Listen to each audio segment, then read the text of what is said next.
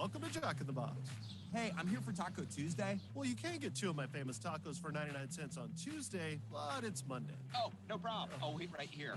Get 2 tacos for 99 cents on Taco Tuesday. In-store only at Jack in the Box. They said it couldn't be done. They said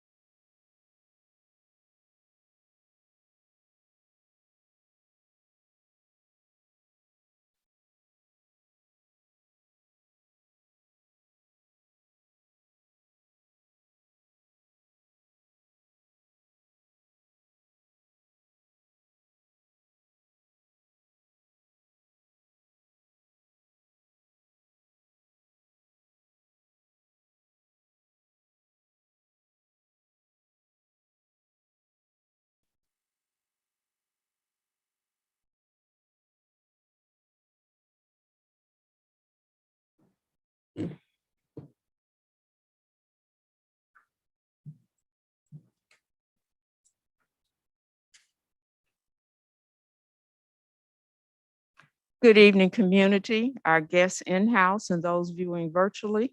I'd like to call this session to order. Ms. Williams, would you take the roll? Ms. Sonier, Ms. Cousins, Present. Ms. Fowler, Ms. Vowell, Present. Mr. Davis, Present. Ms. Jones, Here. Dr. Roberts, Present. we have a quorum. Let's move to the Pledge of Allegiance, please.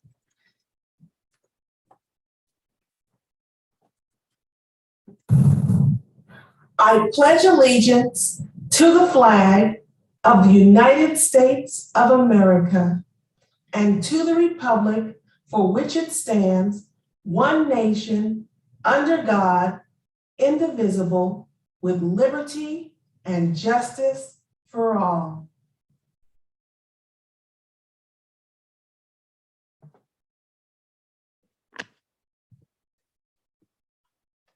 Tonight, the Spirit of Excellence Spotlight is on the Soaring Eagles of Bryan Hill Elementary. Fourth graders from Miss Breonna Taylor Hamilton's class were featured in the New York Times for Kids. Yes, that, the New York Times. The students collaborated to create the opinion page for the January 30th edition of the New York Times for Kids. They touched on subjects like changes they would like to see in their school, family time, how to put an end to bullying, and putting down their tablets to go play outside, to name a few. Only 12 classes in the nation get to do this each year, so it was a very special honor. We are so proud of each and every student who participated, and the board encourages you to go out and get your very own copy of the New York Times. A special congratulations to the teacher, Ms. Taylor Hamilton, and the students in her 4th grade class. Congratulations.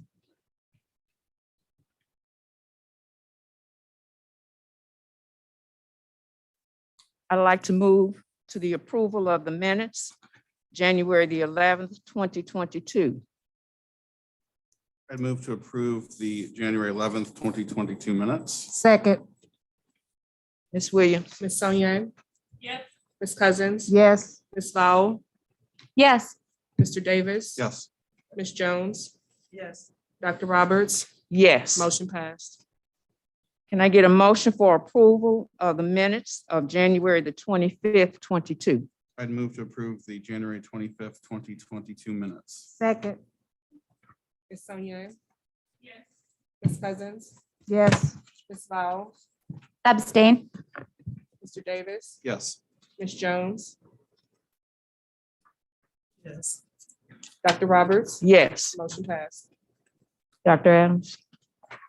In keeping with the comments made by the board president relative to the Brian Hill, there is an article on your table, but in addition to that, we have a video we would like to show the public and the board as well that was done relative to this outstanding event for the students at Brian Hill.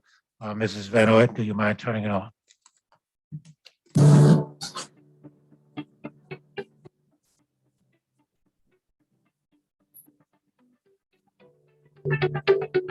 The New York Times for Kids is a section that comes out once a month in the New York Times. It's in the Sunday print paper. It's always the last Sunday of the month, so you can look for it then. And basically, it is a mini version of the New York Times, but it's tailored just for young readers. My name is Lara. I'm from the New York Times. We are here today to talk to you about journalism and about opinion writing. Basically, over the next few days, we're going to have you guys actually write opinions that will go in the New York Times for Kids and get read by tons and tons of people. Yeah, I was like, whoa, the New York Times, like the real New York Times. We were actually really excited to visit Brian Hill because I didn't know this at the time, but I learned that it's a journalism school.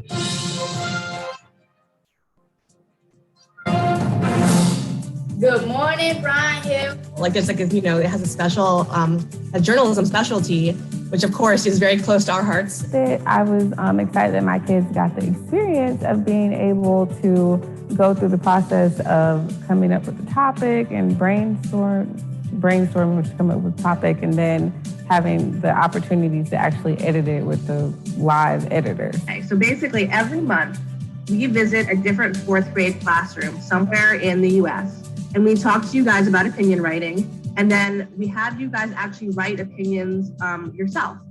And then we publish them in the paper with, as you can see, you'll have your name, your photo, and your opinion. And this goes out to the millions of people who read the New York Times every Sunday, which is really awesome. So can anybody tell me what is an opinion? Like how would you define an opinion? So he said people can think the opposite thing. Mm-hmm. Opinion writing is an important part of the newspaper because it actually can help shape what other people think too, right? So when you're writing an opinion down, what you want to do is try to persuade other people who are reading your opinion that you're right and that they should think the way you think. All right, man. What do you like about telling people your opinions? That, like, I don't have to agree with everybody else. I loved Raya's opinion about having people, she thought people should come into the school and talk about their jobs and talk about their careers and help give kids an idea of what they might want to do. That's another one where I thought it was a great opinion because it's like, this is a fourth grader telling adults like, hey, this is something that we need, like this is something that would be good for us. I also really liked Laurent's opinion, which was that he thought that kids would like to read more if they got to read books that were had themes that they were interested in, which is another example of, I think, like a really persuasive opinion and a really important one too. I hope that they leave knowing that their opinions are really valid. And I hope that they leave feeling more confident in expressing those opinions. I hope that they walk away from this experience with just feeling kind of accomplished with being able to see their writing come to life. Because a lot of times we have them write writing pieces, but I think this is like a different experience that they're actually going to get a copy of this newspaper and see that it was like distributed across the world. So I just hope they walk away feeling like really proud of themselves.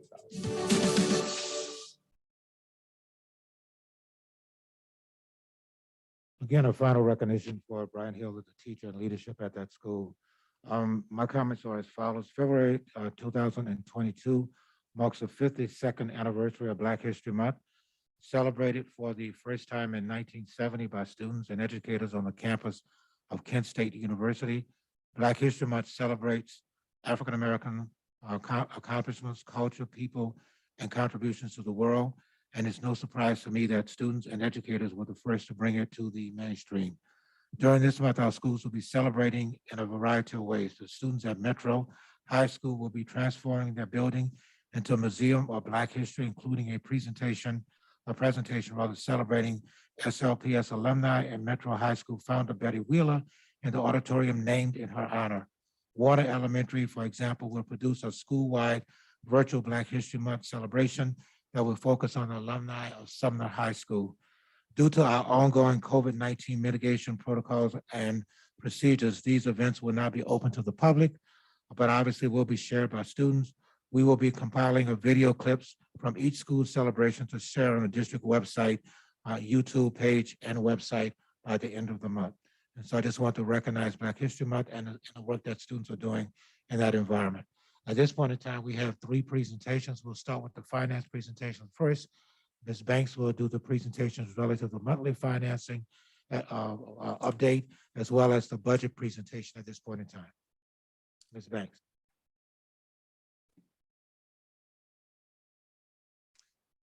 Good evening. Well, I'll be going through 2 presentations, starting off with the monthly financial update for January 2022. Of course, we have our financial objectives, full accreditation, resource alignment with the transformation plan, financial sustainability, and high expectations. Our agenda for today will cover year-to-date ESSER 2 spend, January year-to-date preliminary results, and a financial outlook, followed by any questions.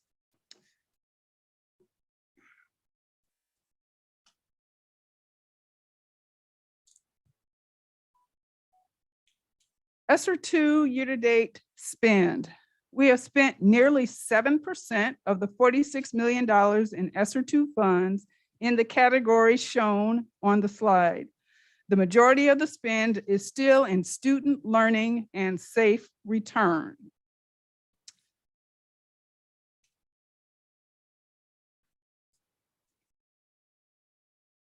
Our January revenues include primarily property and sales taxes, as we've talked about all year, state formula, plus a new financial tax reduction payment,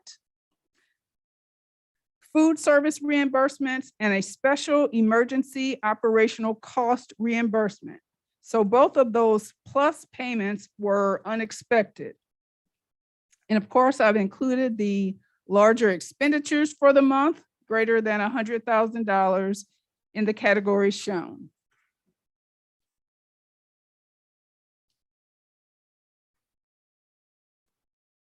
In January, we received $142.7 million of revenue, $293.2 million year to date, or 72% of the revenue budget. The December and January tax revenues have really bumped up the percentage of revenue. We're at about 97% of our property tax revenue, received. We also have received some state aid and transportation and federal reimbursements. You'll note that there's a very low federal year-to-date percentage at about 16.5%.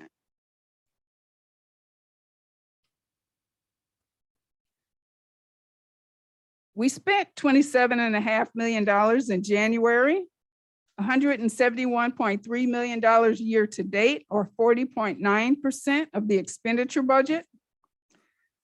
You'll see that there was another federal interest credit in January that's shown in the long and short-term debt category, which is our bonds. Other than that, nothing really unexpected. On the prior slide, 2 slides ago, you could see that we had a lot of expenditures in technology and contracts, which would be in the purchase services area. So again, we have a really strong year. This year, we continue to grow in that area. And if there are no questions, I will move on to the fiscal year 23 preliminary budget. I have one question about the ESSER money. Sure. The $44 million, that money that we have received and that's in hand. We have not received. We will only receive those funds as we spend the money, and then we'll request reimbursement. Okay. But that's kind of like the allocation. We have up to that amount of money to spend. And is part of that money the plans that we got from principals to approve, and was that sent into DESI then to approve? Well, there was a plan that was sent to DESI that had to be approved, kind of like an overall plan, but the school budgets that I think you're referring to, those are internal plans that we were making sure that they're aligned with our academic goals. Okay, so once we spend that money, we can get that money back from, I guess it's DESI holding the money for us? Yeah, it's a pass through. Okay. And as we spend it, we will put in a request like every month. And then the money that we're waiting on an appropriation from the legislators, that ESSER 3, do you know? I should probably know this. But... Yes, ESSER 3. Okay. And they've got a deadline coming up soon, and that's been a lot of talk in Jefferson City. So I will include that in our legislative update, I suppose. But thank you, that's helpful. Yep.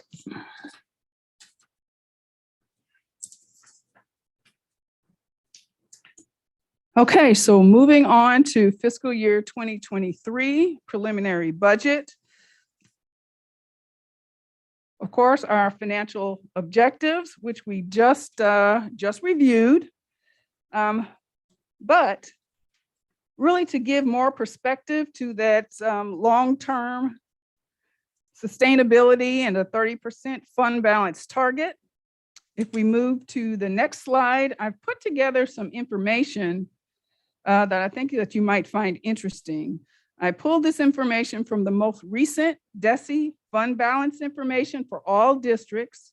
So the most recent information that they had posted on their website was as of June 30, 2020.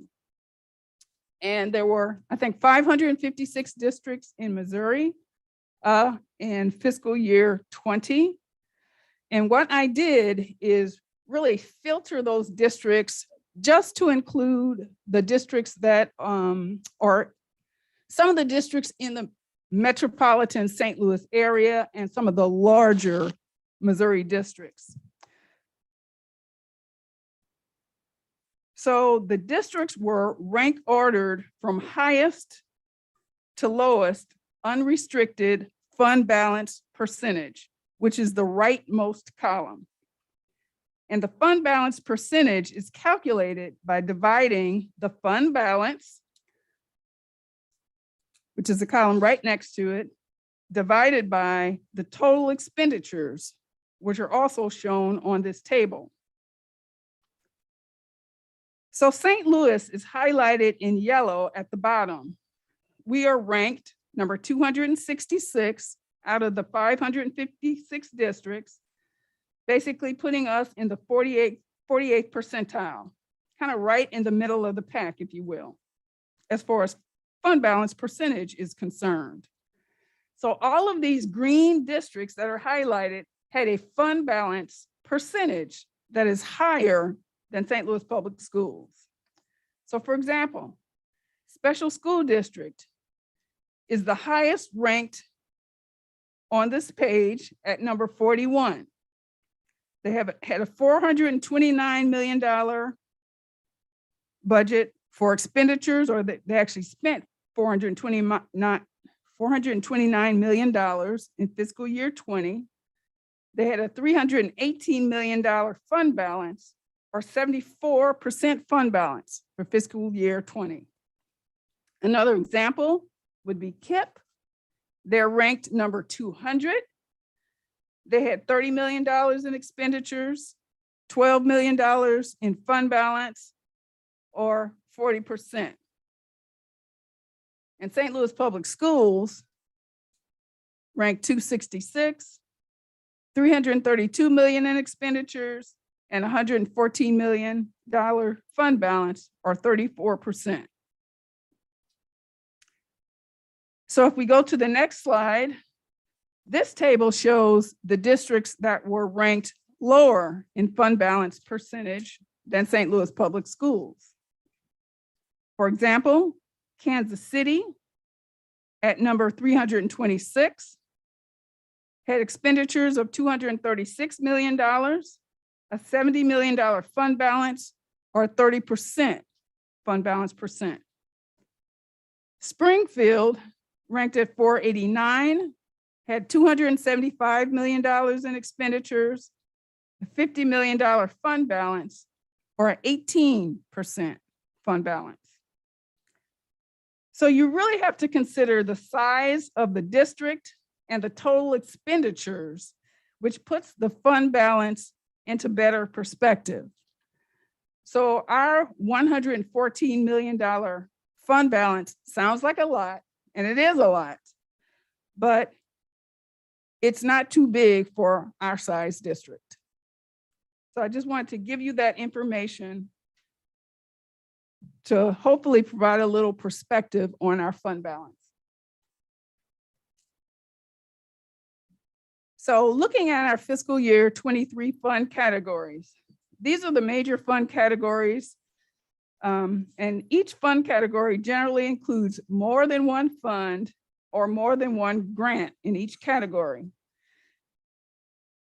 We oftentimes report by fund categories. So general operating budget, I think we're all familiar with GOB. It's our largest fund category, and it's highly funded with taxpayer money, property taxes and sales taxes. Under our grant budget, we have it further broken down into local grants, state grants, and federal grants. We have lots and lots and lots of grants. So I've included some of the grants that you would probably be able to recognize in those categories, but we have lots more. Our debt service fund is used to capture the revenue to, of course, pay for our outstanding bonds. And that's the only fund category that only includes one fund. And the capital category is for our major capital improvements, depreciable assets, and also for our general obligation fund bonds. If we have an active bond fund that we are making payments out of.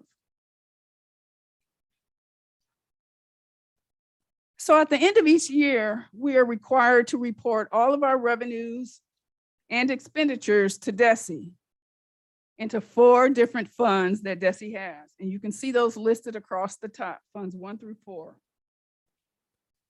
And I really just wanted to show how our fund categories align with DESE's funds. We made a lot of adjustments over the years to get into better alignment with DESE to make reporting a little simpler. Of course, we still have a little ways to go, as right now we're still operating out of two different systems, SAP and Business Plus.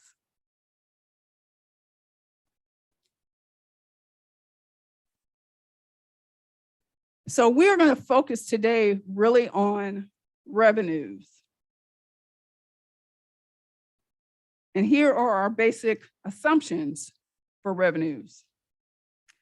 So on this slide, after each one of these fund categories, you'll see a number in red. I mean, just a number. If it's red, it indicates that we anticipate a decrease from the current year. And if it's green, we anticipate an increase from the current year. We have a model that we use to really generate a lot of our GOB assumptions. This year, we had a lot of unexpected revenues, as I've mentioned during presentations. So a lot more revenue than we had originally budgeted for GOB for this year. We also had quite a bit of state aid revenue unanticipated, and I think that's primarily due to just a bust that the state has had. So we've had some major windfalls this year, and we're certainly not anticipating a repeat for next year. But we still are looking for a healthy $305 million in GOB revenue for fiscal year 2023. Regarding our local grants, we had a lot of fund balance in our local grants that we are using this year. So we expect that next year, our local grants will kind of moderate back to a normal level that you see of about 5.3 million. At this point, we don't have our state and federal allocations that we receive from DESE. That'll usually come sometime in April. However, we do know about ESSER 3, but we have a lot of grants that we don't yet have appropriations for. So we've made some of our just best guesses as to what we will receive in our state and federal revenue budget. 119.9 million. A big part of that is ESSER 2 and ESSER 3. And debt service is really just a fraction higher than it is this year, and that's due to some anticipated increase in property taxes.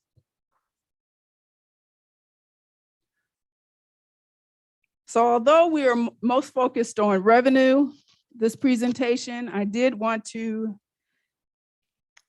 just give an indication of some of the expenditures that we'll be planning for. We're really in the midst of planning our expenditures at this point. But from a payroll standpoint, we know that we already have the negotiated 3% salary increase that will be included in the budget. And a lot of the increases that we made to various compensation items this year, we will continue next year, including the extra service, double overtime, and the substitute rate. One thing that is pending policy review that we've talked about for some time is moving the trade staff from 11-month status to 12-month status.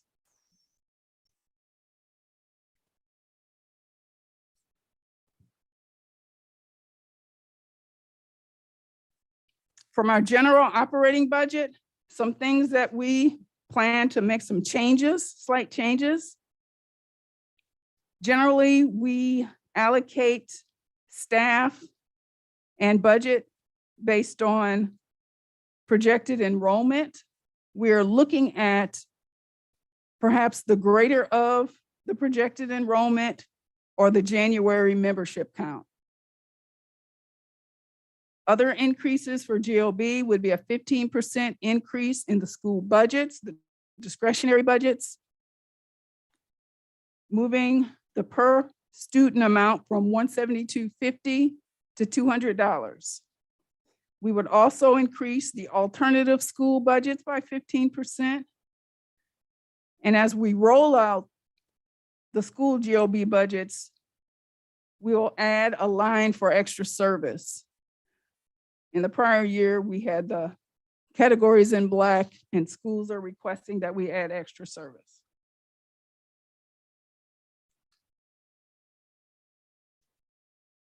We also know that there will be several textbook adoptions. The innovative advanced high school course content. And something really new will be the Summer Teacher Leadership Academy.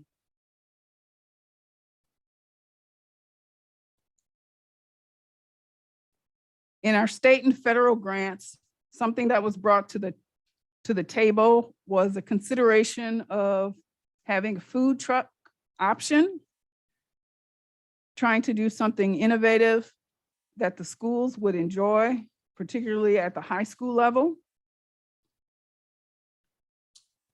And then with all of the revenue that we are anticipating that we can receive if we spend those funds would be ESSER 2 and ESSER 3. Of course, we did not get as quick of a jump on ESSER 2, so we anticipate that some of those ESSER 2 funds will be carried over to next year. So we'll be spending both ESSER 2 and ESSER 3 next year.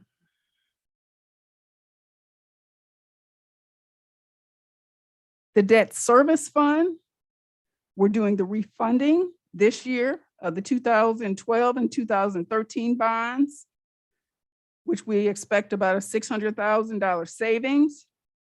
But also for consideration is the $160 million no tax increase bond issuance. Again, there are options to have that bond on the ballot in either August or November. And we have about $300 million of outstanding capital projects that need to be completed. So in summary, here is the fiscal year 2023 preliminary revenue budgets by category as compared to the current year, fiscal year 2022, and the prior year, fiscal year 2021 actuals. So 2021 are the actuals, 2022 are the projections, kind of how things are looking right now. So 2023, that's $461 million of revenue, a 4.2% increase from the current year projection, or nearly $19 million. You'll note that 67% increase in the state and federal category. The majority of that is ESSER 2 and ESSER 3.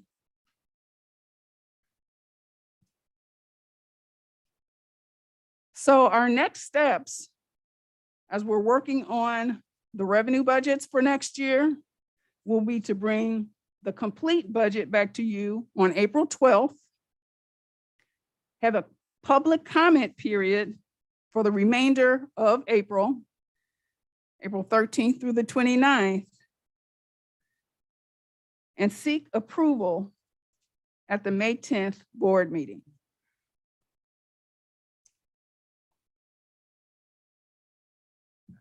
So I will try to respond to any questions you may have. Thank you, Ms. Banks. Board, are there any questions? Yeah, I was wondering if you could explain, just for the public, what a bond issue would be for the 160 million and how we would go about obtaining that without increasing taxes. That is a fantastic question. So in our bond fund, in our debt service category, we have a fund balance, which is something that DESE allows. You can have up to 100% in your debt service fund balance. So our underwriter, we work closely with, and they are able to help us identify how much we can go out to market for a new bond issuance without increasing our tax rate, our debt tax rate. So that's something I brought to the board last week. I had another conversation with Stiefel. So that $160 million, that's kind of a loose number. It might be somewhat higher than that. But that is one reason why we like to keep our debt rate, the 62.11 cents. If we keep that pretty much flat, then that helps to build up the fund balance so we can then go out for a no tax increase bond. So the public has to vote on a bond issue regardless of whether they are paying taxes or not. It is a consent thing. Our, fiduciary duty to the public, they have to consent to this bond being issued to us. Am I understanding that correctly? That is correct. Okay. So would we be able to ensure that we wouldn't need to do a tax levy increase in future years if something were to change with the bond issuance or our underwriters, or are you working with them to ensure that what we tell the public, we would like to get this bond, there's going to be no tax increase, that every September when we approve our tax levy rate, that we are not going to have to change that for an increase to make up for any of the debt service? Absolutely. And I mean, that is really, since the board approves the tax, or really sets the tax rates, that's something that you have much control over. And just like when we went out for the $155 million bond issue over 10 years ago, that was a commitment that the board made. And so we'd be looking to basically do the same thing again. Thank you very much.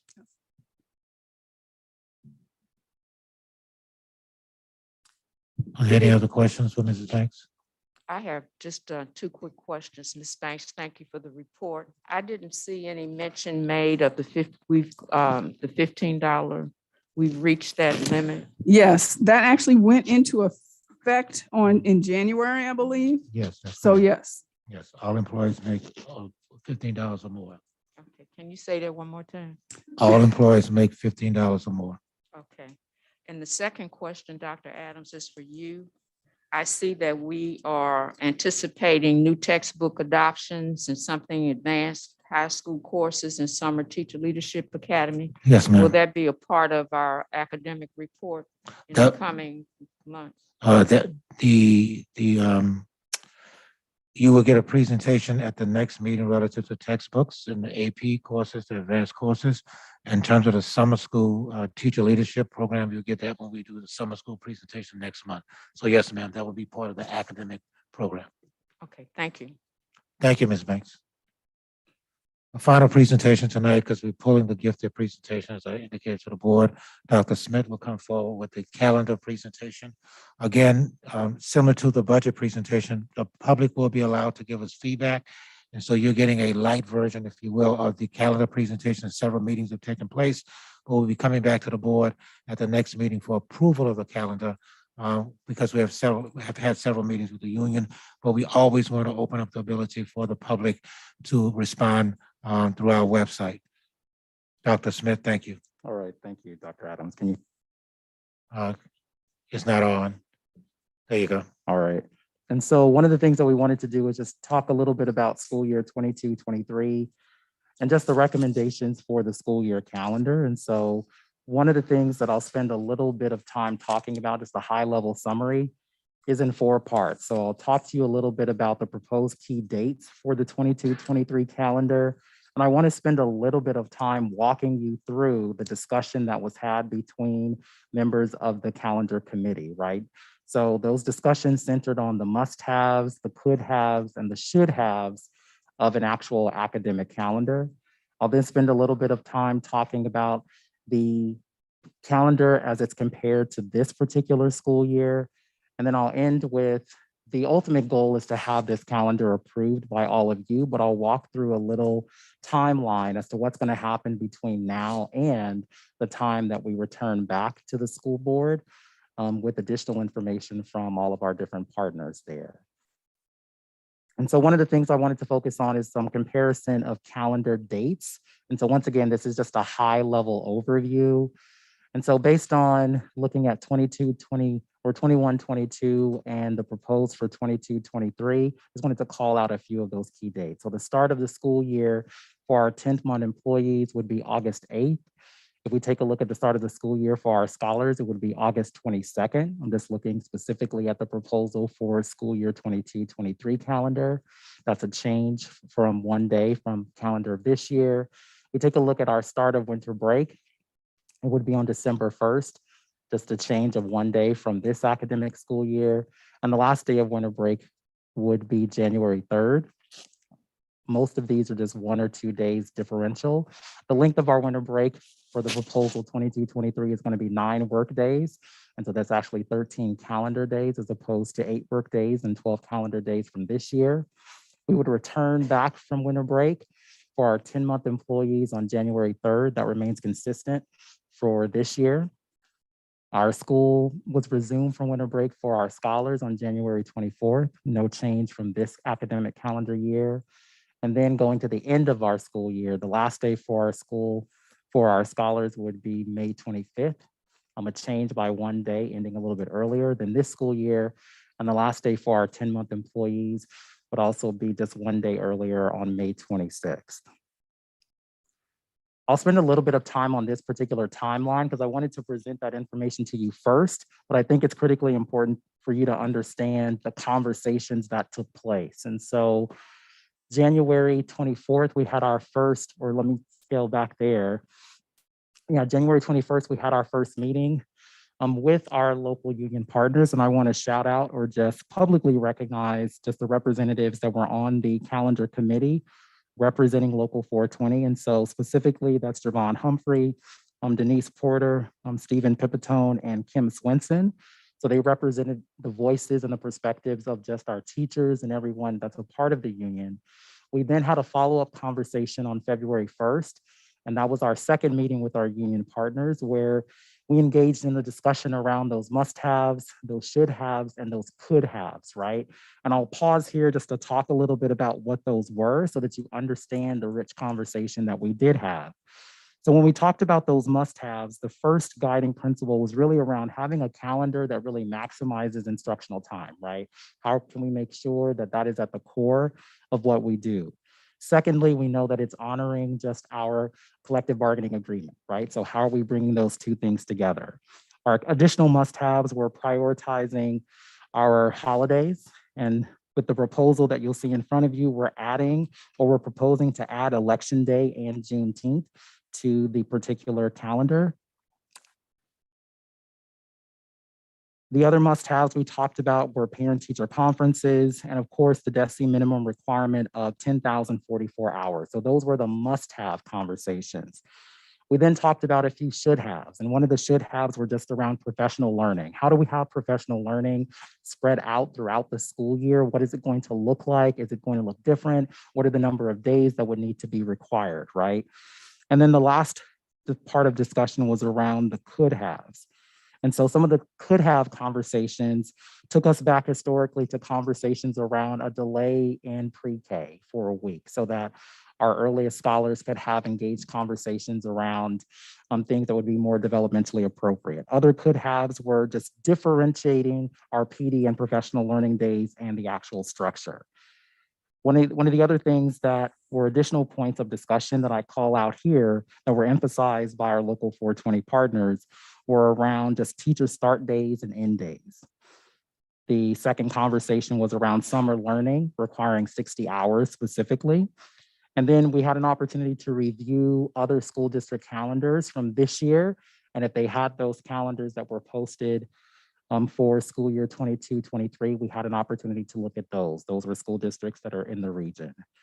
And so from that, we had an opportunity to meet with Dr. Adams on February 7th to review all of those options. We actually had 3 different options that were brought to the conversation based on all of these discussions, right? Based on that, today we're meeting, I'm sharing this information with you, and I do believe that the calendar that you have had an opportunity to review represents the one that we're going to be proposing based on the feedback and the conversations that took place with the calendar committee. A few other timeline pieces before we come back on March 8th is between now and February 25th, there'll be an opportunity for the public to give their feedback on the proposed calendar. And then on March 8th, during your next board meeting, having an opportunity to share that feedback with you prior to, and then asking for a final recommendation or presenting the final recommendation of a proposed calendar. And so I just talked about those next steps there. So once again, February 9th, getting the feedback, starting that, share the feedback March 8th, and then asking for your approval of the proposed calendar for, it should say school year 22-23. And so with that, I'll turn it over to see if there are any questions. Questions that the board might have? More of a comment toward the board, really. I think it's a great idea to have election day off for the district employees to exercise their right to vote. And plus, you know, a lot of the school buildings are being used as polling places. I think it's maybe something that the board should look into, because a few times we have had board meetings that fall on election days, and perhaps looking at rescheduling our meetings to align with the district calendar. So just thought for the board to just be in alignment with the district. I think that's a great idea. I'm glad you brought that up. I just have one question. Was there any talk about taking off the whole week of Thanksgiving? Like, we made that change kind of on an emergency basis this year. Was there anybody bring that up as a more regular thing? And is there any thinking about why that's not included? I would say that was initial conversations, but the larger conversation really focused on teacher start and end times. Historically, those have been conversations with the curriculum committee, but that wasn't one that surfaced for us this particular year. Okay. And I also just want to say, I like this layout. It's much easier to read than previous ones, which are always a bit of a challenge. My only thought is something that's always been missing is there's no color key. And I know this can get confusing for parents because we don't know what the codes mean, what the colors mean. Sure. So you can sort of cross-reference it, but you know, if it's colored, it's not necessarily a day off of school. So if there's some sort of key or something, that would be my only suggestion. I would assume you're probably going to get that in the public comment feedback too. It's just a guess. Thank you very much. We'll take that in consideration. Thank you. So I have a question about possibilities as well. When you all were talking about the calendar, and this might be far out, but I think we've been seeing it being a part of public discourse a lot more. Did you all talk about the possibility of changing the structure of a school week, or what that looks like, or the start times? And so I appreciate you asking that. And so that was not a topic of our conversation. And so we talked a little bit about what could be those could haves, right? And the could haves just really focused on things that may have happened historically here, but there wasn't that conversation. Any additional questions from Dr. Smith? Hearing none. Thank you, Dr. Smith. All right, thank you. Thank you very much. We'll come back to the board on March 8th, as he indicated, with the comments from the public and any kind of recommended changes at that time. Dr. Roberts, consent agenda.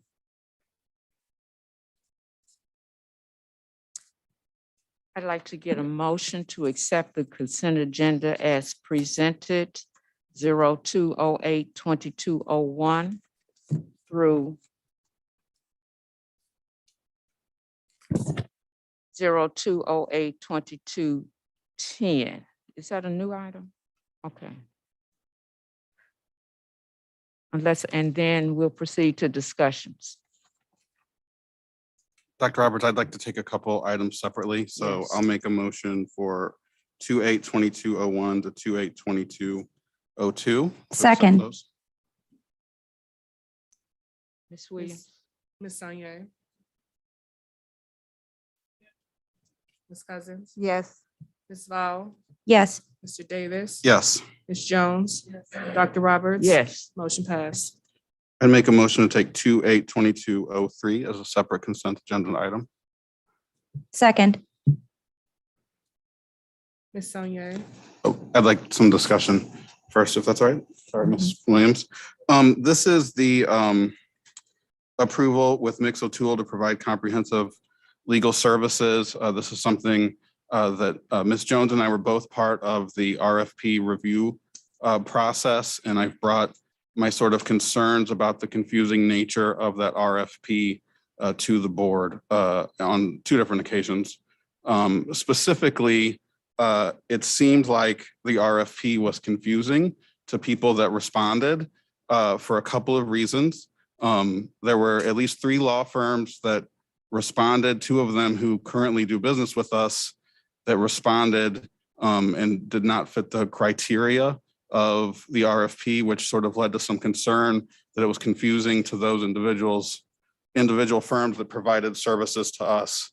In addition, we identified through that process that while this is for comprehensive legal services, Mix O'Toole, who was selected through the process, does not provide all of the services that were bid, specifically workers' compensation services, as well as special ed services, which are performed by 2 different firms and not included in the compensation that is part of the Mix O'Toole bidding process. And those firms for those services have never been bid.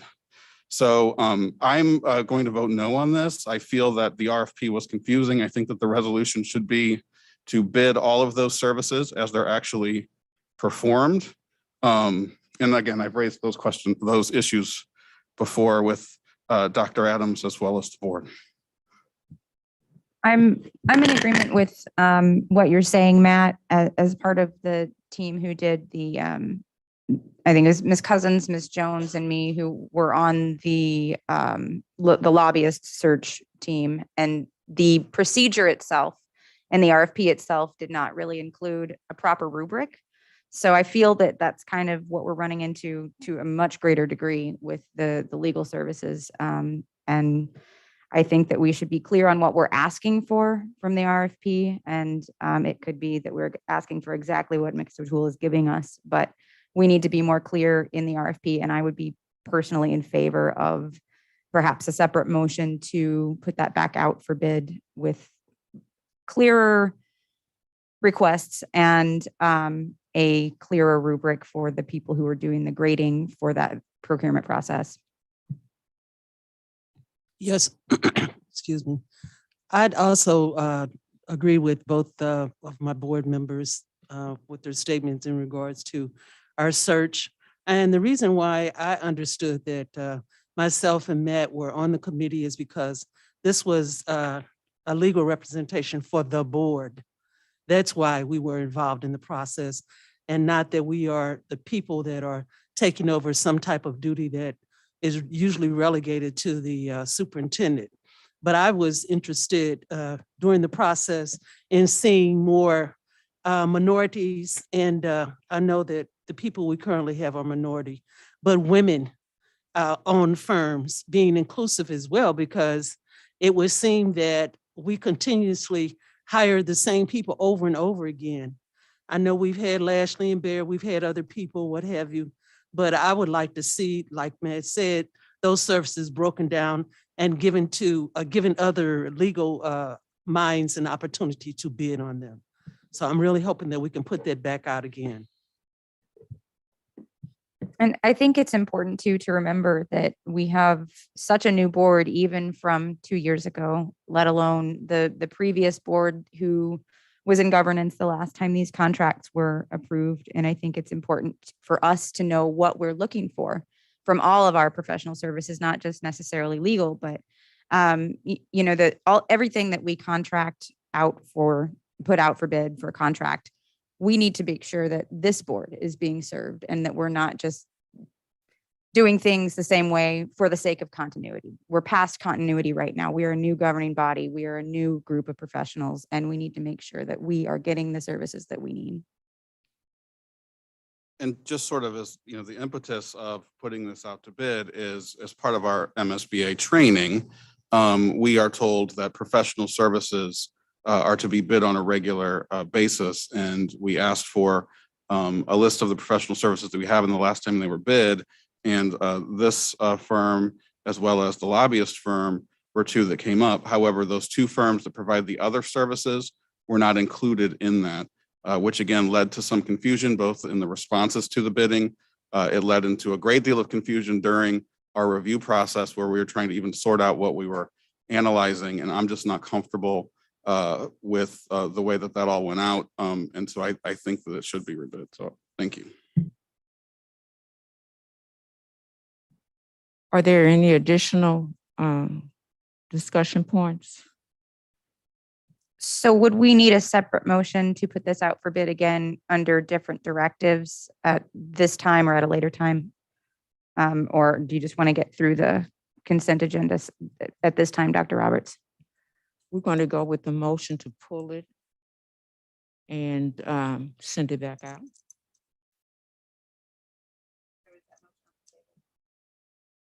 It is not. So the motion, I believe, is to approve the item.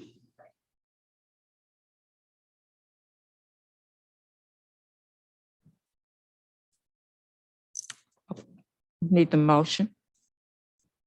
So the motion is to approve 282203, which I think we already made and was seconded, and that was just discussion. So now it's time for a vote on that. And if we wanted to send this back out for bid, that would need to be a separate motion. That's the motion that we need. Ms. Sonier? No, We have to vote on the motion on the table first. right, that's what I'm doing. No, I know. Okay. No. Ms. Val? No. Mr. Davis? No. Ms. Jones? No. Dr. Roberts? No. Motion failed. I'll make a motion to approve 282204 through 282206. Second. Ms. Williams? Ms. Sonier? Yes. Ms. Cousins? Yes. Ms. Val? Yes. Mr. Davis? Yes. Ms. Jones? Yes. Dr. Roberts? Yes. Motion passed. I'll make a motion to approve 282207 as a separate item. Second. I just wanted to ask for some clarification, Dr. Adams. I think that the MOU on this was going to be rewritten, and we haven't seen it yet. So Mrs. Dr. Williams indicated she had a detailed conversation with you 2 days ago. And so the language was updated relative to that after speaking with legal.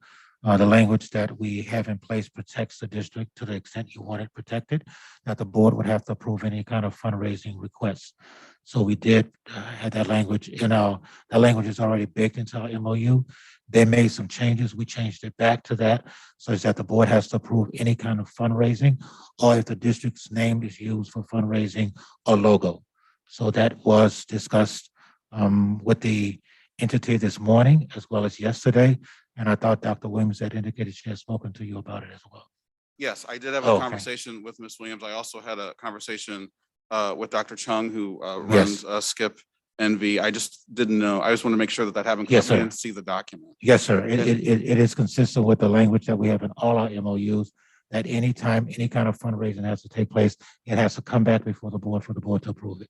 In terms of the parties that might be supporting the research that's taking place in this particular case would have to come back before the board. Okay. And we did have that extensive conversation with them today as well. Okay, and just to elaborate on my conversation with Dr. Chung and Dr. Williams, I wanted to get a further understanding of what The project was about. What the project was about. It is very interesting. It could be very useful. My request to both of them, and they both seem very agreeable, is to make sure that that data and that research is brought to the board first, because I think it will be very interesting and important in our decision-making process. And just to sort of, clarify for those, since I had this additional conversation, their first item of investigation is on student mobility, which, Dr.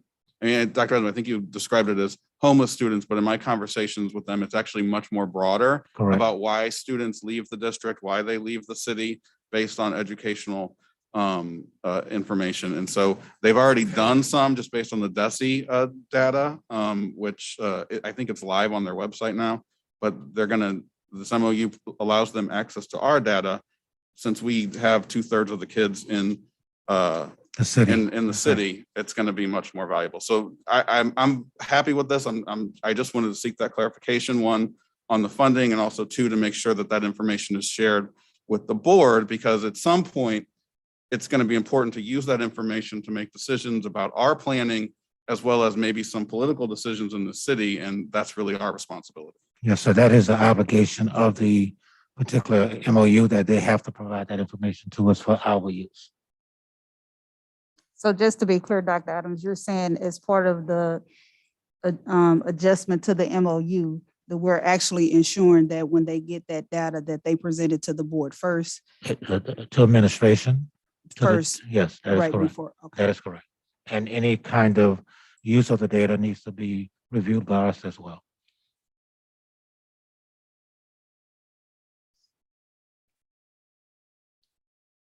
We ready for the vote?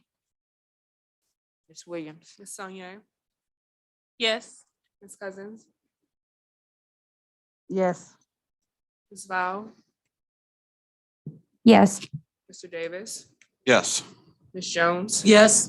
Dr. Roberts. Yes. Motion passed.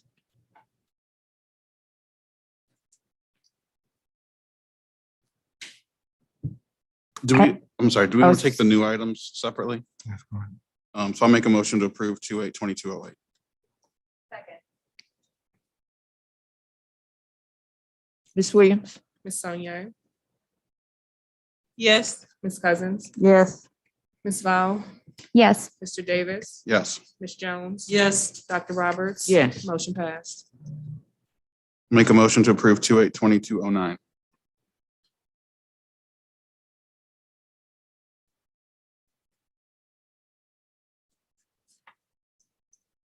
Second.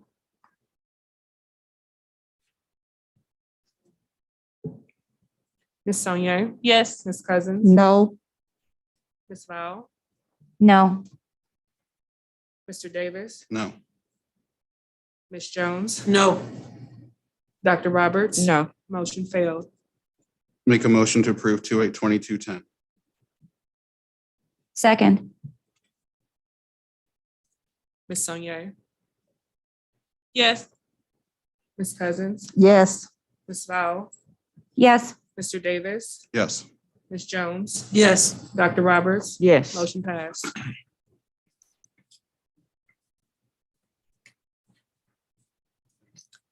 Moving.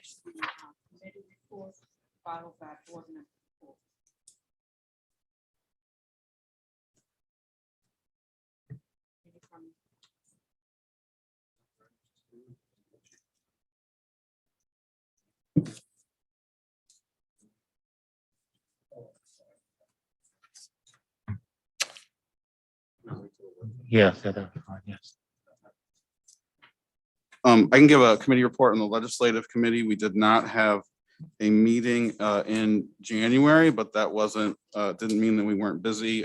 We have been, legislative session is off, so we have been to Jefferson City. We've been following over 180 education bills. There have been hearings about education-related bills pretty much every week since the session started. We particularly are following House Bill 1552 and Senate Bill 869, which they're essentially the same bill. That is the local funding, which is our legislative priority. So we'll be tracking that, and we will be opposing those bills when we have the opportunity to do so. And I just wanted to mention two things. First, our next legislative meeting will be on the 16th of this month, and we'll do an overview sort of from what has happened so far and what we expect to happen. And then I do also want to mention that tomorrow is the Parent Action Council's Day of Action in Jefferson City. So there is a large number of parents who are going to advocate for the district, and very excited to participate. I'll be there, Tony will be there, Donna will be there, and I know everybody else will be there. in spirit, and can't give enough credit to the PAC president, Emily Kelso, as well as her team, and also Gloria Nolan, who's the parent liaison, for pulling together what is really going to be a pretty impressive grassroots effort, probably unprecedented, at least for a long time, where St. Louis Public Schools parents are going up to Jefferson City to make their voices heard. So look for updates on that, but it's very exciting.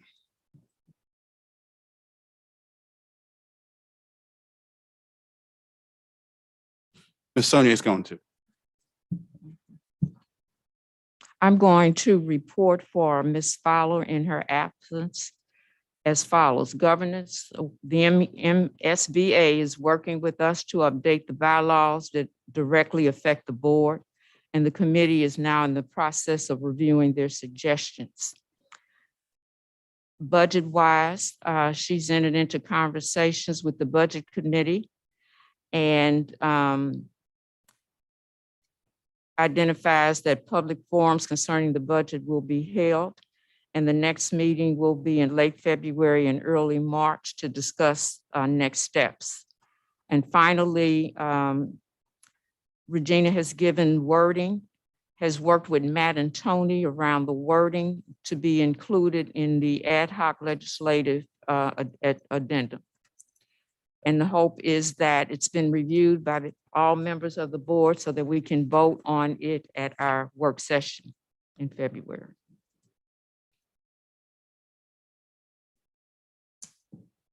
I just had a couple of items.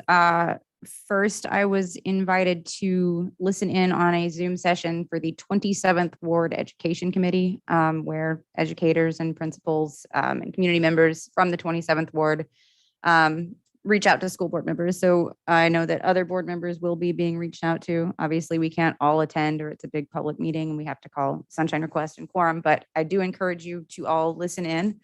That, of course, we all be careful to not speak for the board, but to feel what is going on in the community, to keep our finger on that pulse.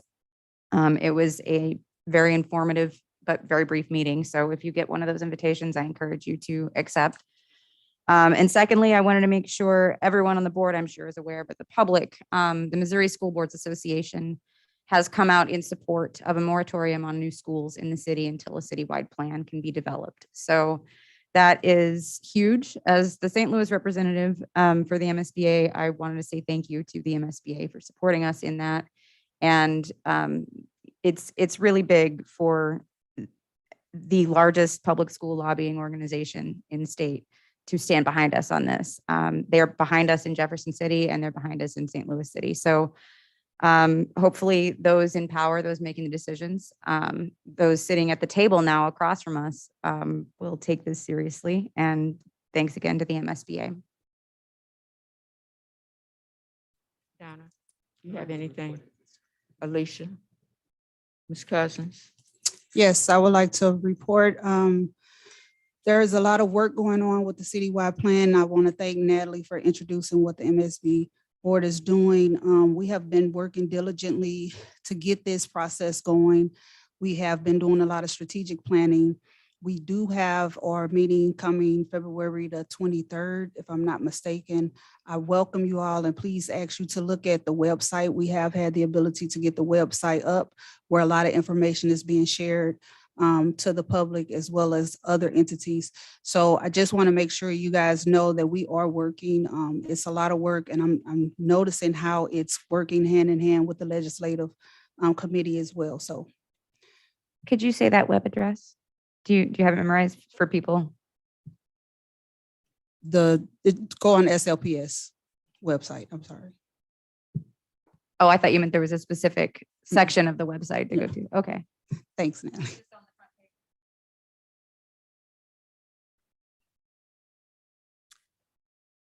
Okay, my report is going to be brief. We have been invited as a board to participate in the St. Louis School Board's professional learning community. Save the date for February the 26th, 2022, and I have a handout here for each of you. I also would like to share a note from the office of the mayor in the city of Richmond Heights. All 4 school districts who serve Richmond Heights families, along with the St. Louis Public Schools, are thanking St. Louis Public Schools for keeping our students safe, along with teachers and staff. And I support what you all are doing to keep everyone healthy. Teaching and learning must be provided in a safe environment. And that's from Jim Thompson, Mayor of the City of Richmond Heights. I'd also like to recognize Sam Ware from Metro, along with his colleague Amari Faluch. Both of them interviewed me as a project at Metro, and the topic was for their EA engagement, for their IB Global Politics. It spoke specifically to public school funding, and I had a blast. Thank you so much for inviting me, and I want to personally thank you along with your teachers for your thank you notes.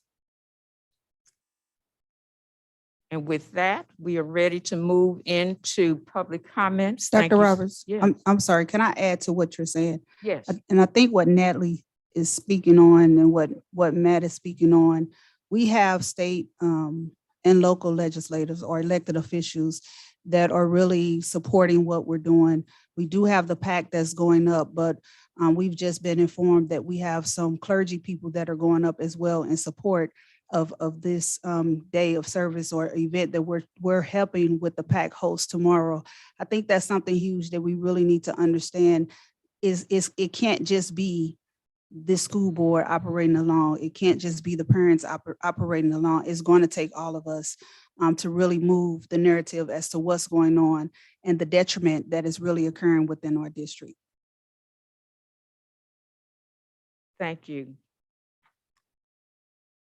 The first person to come before the board this evening, Mr. William Bill Monroe. Please be mindful of the time limit. Thank you.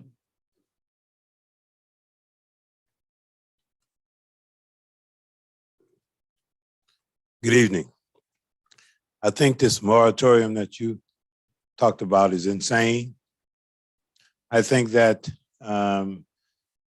with our children being faced with life and death decisions in the street, and you want to deny community organizations the ability to save a school, and I'm talking about preferably Beaumont High School. However, when you say a moratorium, the charter school people don't care nothing about a moratorium.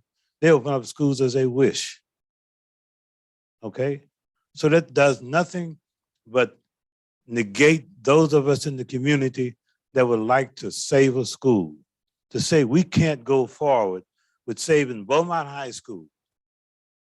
And the fact is that Bill Monroe and Harriet Tubman, we have a bank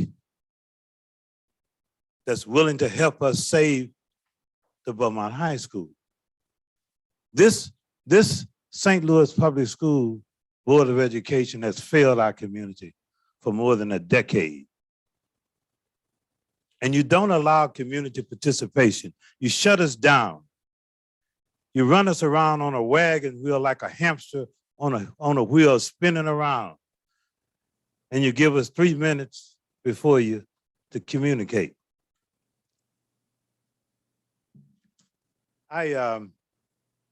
Dr. Roberts sent me an email on the 4th. And that email said, your trying to save Beaumont goes nowhere. It doesn't fit in our plans. I haven't seen any plans. And the only thing I see from this board is to continue round and around and around. And you don't allow the community to speak. You give us 3 minutes and then you cut us off. And there are only a few of us can come before this board and be allowed a little time. A couple of months ago, the superintendent and Dr. Roberts had to apologize for that sham before this board where they spoke to this board, and people like myself is not allowed to do that. I appeared before this board on the 11th of last month. Was that the date of the 8th of last month? What was the last board meeting? I appeared before this board and I spoke to you about Beaumont. Okay, that night I left my wife's bedside in ICU because she passed the next day. Because I came here to address this board for the benefit of our children. And you still haven't got the message. You still haven't got the message. Well, and Dr. St. Elmer, he might know the name of Tim Kennedy. I've approached a lawyer. His name is Kennedy, and he's a great lawyer. And I've approached him, and we've had consultations about a lawsuit against the St. Louis Public Schools and the way you refuse to allow the community a proactive approach in this madness. And now you're saying no schools. You got money coming down from the governor. You got money coming down from the president to open up schools. You got money coming down, and the public doesn't even know about it. They don't know what you're doing with this money. Well, Bill Monroe is going to file a lawsuit against you. And I'm asking Tom Kennedy, some people know his name. St. Elmore knows his name. And the way I'm going to finance this lawsuit is my wife's death has given me an opportunity financially for $10 or $15 or $20,000, because that's what keeps poor people from doing anything with this place, because you understand nothing unless you get in a court of law. And I'm saying, let's don't go to court. Let's sit at a table and decide that we can deal with the community and allow someone like myself. I'm no stranger to schools.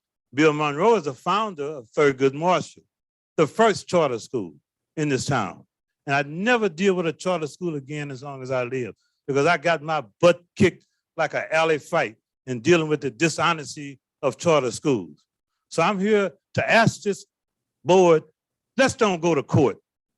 I got parents and people lining up wanting to get on this agenda and go before the court about the St. Louis Public Schools in the last 10 years, where nothing has happened positively for this community. Let's don't go to court. Let's sit down with Bill Monroe and people like Zaki Rudy and some of the brothers in this community that wants to do something for the kids in this school. Every day we're reading about carjacking. Every day we're reading about someone being killed out here. And you're lollygagging here and you act like everything is cool. It's not cool. These streets are frightening, and we got to do something out of the ordinary. And things cannot be the same. And for the last 10 or 12 years, nothing has been good for the St. Louis Public Schools. And you're showing about all of the things that we see and all the statistics that we got. I think sometimes as a board, you can be trained too well. And I think that's what happened to Black people when they get the opportunity to do something for their community. You're trained too well. Thank you. Be independent. Thank you, Mr. Monroe. You don't mean that, sister. You don't mean it. You don't mean it at all. But I hope that we can get together and do something before we get in a courtroom, because that's where we're headed. Thank you. Next speaker, Mr. Baroudi.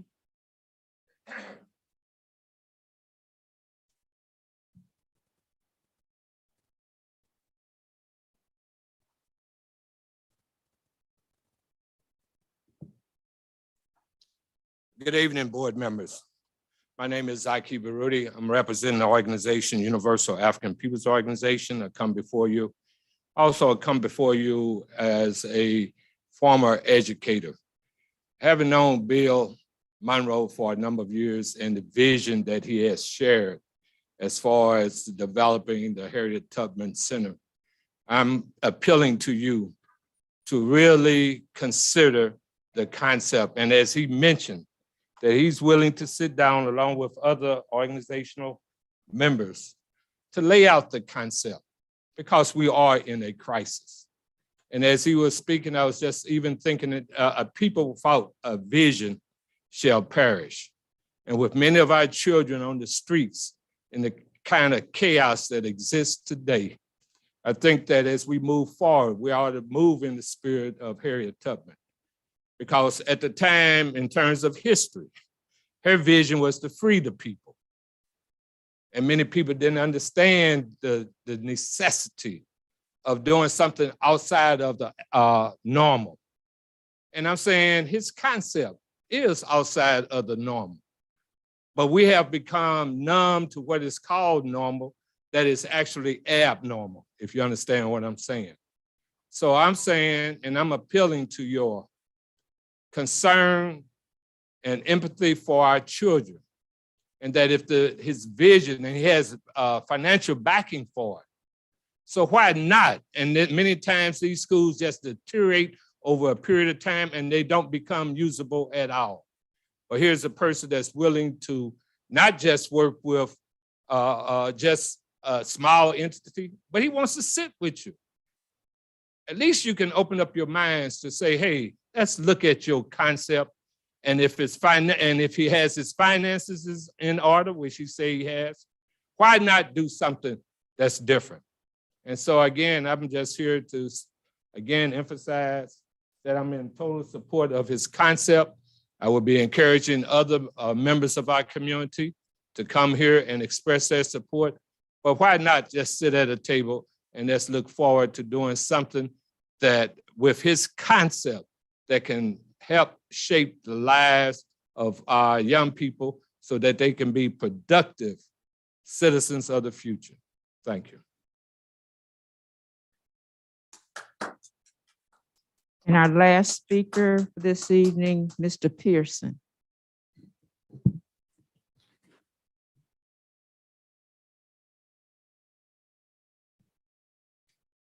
Good evening.